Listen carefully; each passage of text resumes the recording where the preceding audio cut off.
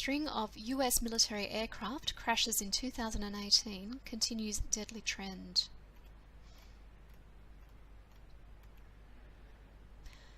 Three US military aircraft crashes this week that killed 5 service members within 2 days have some of Capitol Hill worried the military's worn-out air fleet may not be getting the funding it needs. At a press conference Thursday, the director of the Pentagon's Joint Staff refused to say that crashes marked a negative trend when a reporter asked if military aviation was in crisis. "I would reject wave and crisis," said Marine Lieutenant General Kenneth F. McKenzie Jr. "We are going to look at each one in turn. Each one is tragic. We regret each one. We will look at them carefully. I am certainly not prepared to say that it's a wave of mishaps or some form of crisis." But the crashes this week indicate a continuation of a disturbing pattern. There have been 5 non-combat aviation crashes in 2018, killing 9 service members. 37 were killed in aircraft crashes last year, nearly double the number killed in 2016. Only 37% of Marine Corps' CH-53E heavy lift helicopters can fly right now, the head of Marine Corps Aviation, Lieutenant General Stephen R. Rudder, told Congress in November. "If you are flying a smaller number of airplanes, they break more frequently, and if you can't pay for the parts, you have a smaller number of airplanes, and so you're not getting the hours," Marine Corps Commandant General Robert B. Neller told a Reagan National Defense Forum audience moderated by Fox News' Jennifer Griffin in December.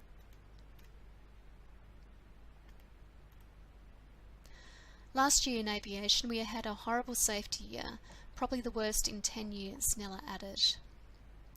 "I think the high op tempo and stress on the force over the past 17 years of continuous combat operations in Iraq, Afghanistan, Syria and elsewhere is catching up to the US military," Todd Harrison, a defense expert with the Center for Strategic and International Studies, told Task and Purpose. The Pentagon just received $700 billion in the massive spending bill signed by Trump last month, a sizable portion of which is supposed to help fix aircraft and improve pilot training. A month after the Marine Corps transport plane crash killed 16, a Marine MV-22 Osprey crashed off the coast of Australia while landing aboard a US Navy warship. 3 Marines drowned, 23 others were rescued. Days later, Neller ordered all of his aircraft grounded for 24 hours. 8 hours before this deadly Super Stallion crash in Southern California, a Marine Corps Harrier jet crashed shortly after takeoff in the East African nation of Djibouti. The pilot ejected and was released from the hospital later in the week, according to the Marines. But just a day later, a Marine Corps CH-53E Super Stallion was forced to make an emergency landing on a beach in Djibouti, causing a minor damage. No Marines were hurt. But the 2 crashes in consecutive days were enough for the Djibouti government to ground all US military flights Thursday, including Reaper drones from the largest American base in Africa, hindering counter-terrorism operations in nearby Somalia and Yemen, where the US military has launched dozens of airstrikes this year. The US military cut short a 2-week training exercise which had just started in Djibouti when the grounding was announced, potentially robbing American forces of vital training. A year ago, the exercise was dubbed Preparation for Real-World Missions in the Region, because we don't get to do do-overs when it comes to crisis operations, said Navy Commander Tom Sandoval, a Deputy Operations Director at the time.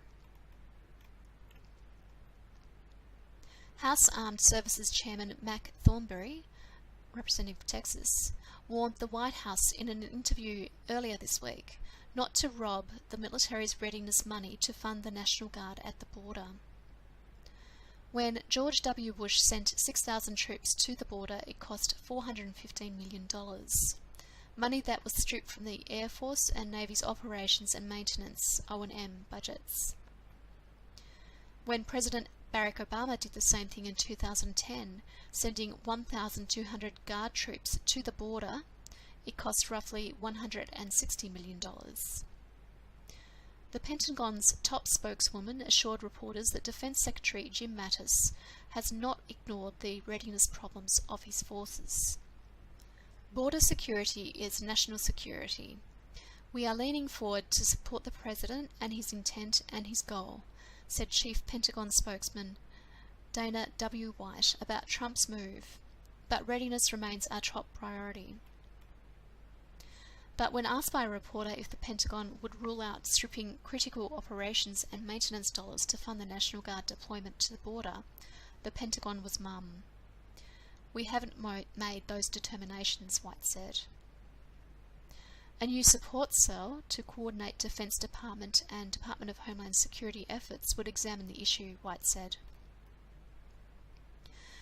Major Stephen Del Bagno of Valencia, California, the pilot of the F-16 fighter jet that crashed outside Las Vegas during a training flight Wednesday, flew for the elite Thunderbirds, the Air Force's premier flight demonstration team. He had accumulated more than 3,500 flying hours in the 30 different airframes and had been a civilian flight instructor before joining the Air Force. The crash that killed Del Bagno this week marked the third time in less than 2 years a Thunderbirds jet has crashed. Tuesday, a Marine Corps CH-53E Super Stallion helicopter crashed in Southern California, killing 4 Marines. The Super Stallion is the largest helicopter in the US military, capable of carrying up to 55 Marines with full combat load. The Marine Corps identified the 4 killed late Thursday. Captain Samuel A. Schultz, 28, of Huntington Valley, PA. First Lieutenant Samuel D. Phillips, 27, of Pinehurst, NC. Gunnery Sergeant Derek R. Holly, 33, of Dayton, Ohio. And Lance Corporal Taylor J. Conrad, 24, of Baton Rouge, Louisiana. The crash was the deadliest for the Marine Corps since KC-130 crashed in the Mississippi Delta, killing 15 Marines and a sailor in July.